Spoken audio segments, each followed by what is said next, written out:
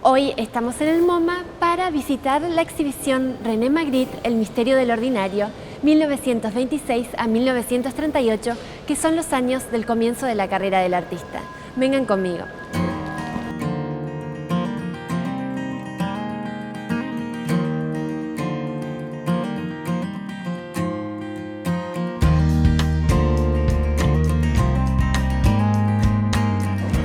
Estamos con Daniel Johnson, quien es parte del equipo curatorial que armó esta exhibición.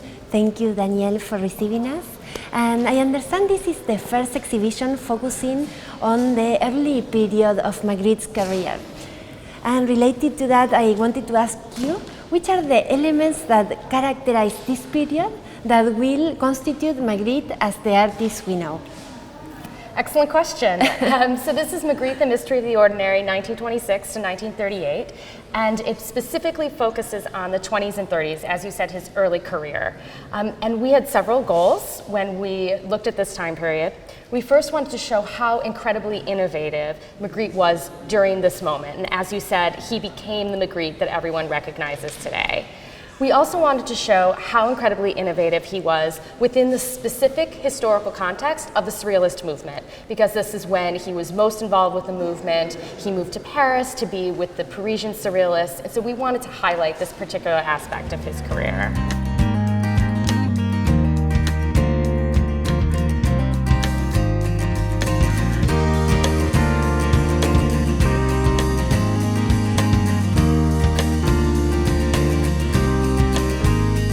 Related to the title of the exhibition, what is the connection of the title with his provocation, his conceptual interest? Sure.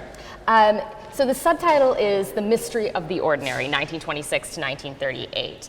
And the ordinary comes in because Magritte was constantly talking about how he wanted to focus on everyday objects, banal things. And then the mystery comes in because he wanted to make these objects strange, and he did this through various ways. He used juxtaposition, he mixed up words and images, he used metamorphosis. There are many, many tools in his arsenal that made ordinary objects mysterious. You as a curator, you have spent a lot of time with the work. I know this exhibition took like 3 years to put together, yes. Collaboration with many museums and private collections. So the question is, for you as a curator, which are the most surprising discoveries in this process?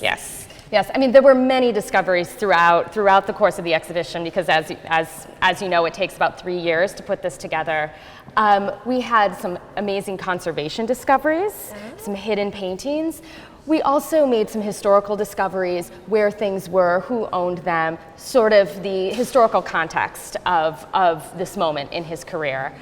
It was also fascinating when the works got here, and this is one of the reasons we put together an exhibition like this. When all the works arrived and you see them together, certain aspects of Magritte's work really come out. For example, in 1929, which is the year of this painting behind us, his palette lightens up. It becomes clearer and brighter, and this is something that I think really only becomes really clear when you bring all works together.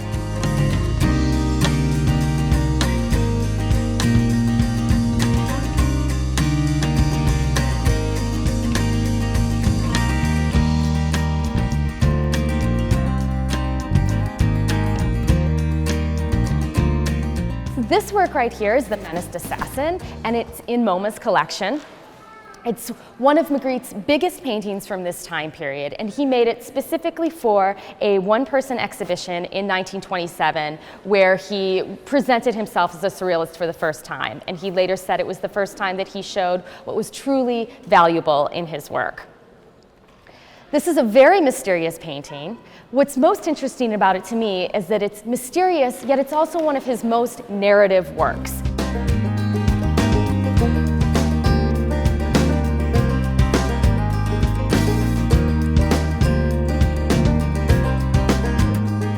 The next period after this is 26-27, the next period after this is 1927 to 1930, because in 1927 he moved to Paris.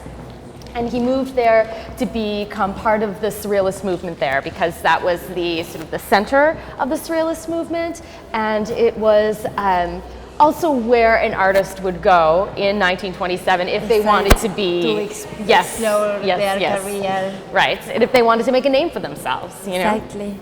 So in 1930, he planned to have his first major exhibition in Paris. So this was going to be a big event for him.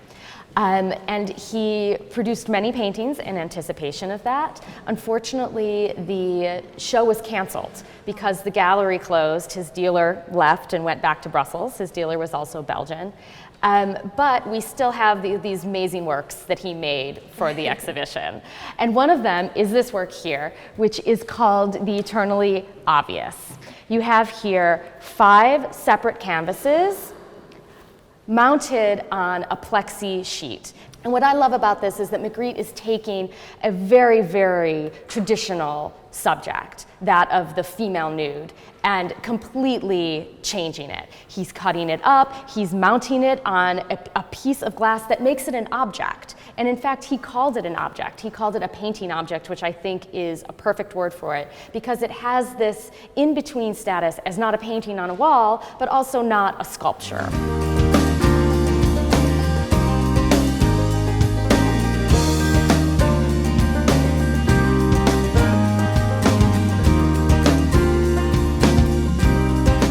Some people link the cover faces with his personal life. Yes. Can you tell me a little? Can you tell us a little about that episode? So when Magritte was a young teenager, his mother committed suicide. She drowned herself in a river, and there's a tale that Magritte found her, or that he saw her with her face covered with her nightgown. He did not actually, that's not true. He did not actually find her, and it's in fact not clear if in fact her face was covered with a nightgown. However, this has become a real, tale within the Magritte literature and within Magritte's biography.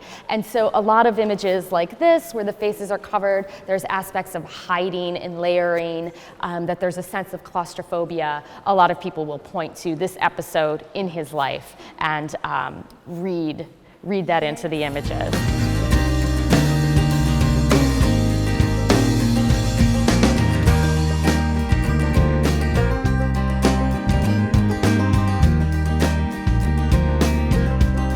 So this is one of the canvases that Edward James commissioned from Magritte, and it is called the Red Model, and it's the 3rd version of this particular composition, where you have these feet morphing into shoes, or shoes morphing into feet in the center.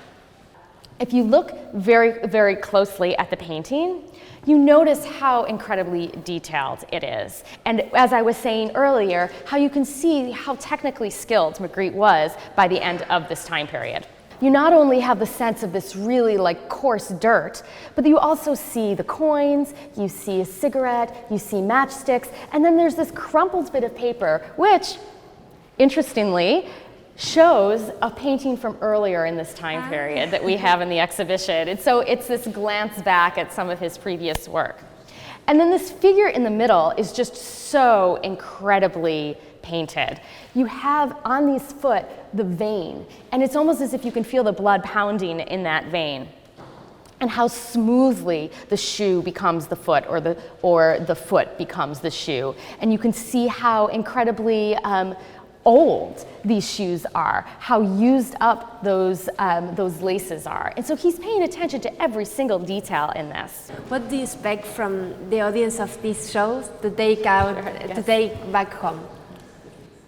I hope that they experience Magritte's work in the way that he intended, that they come away thinking about objects differently and thinking about art differently. A big part of his project was not only making you look at ordinary, everyday things and making them in a mysterious way, he also wanted you to think about art making and think about how artists represent things or represent the world.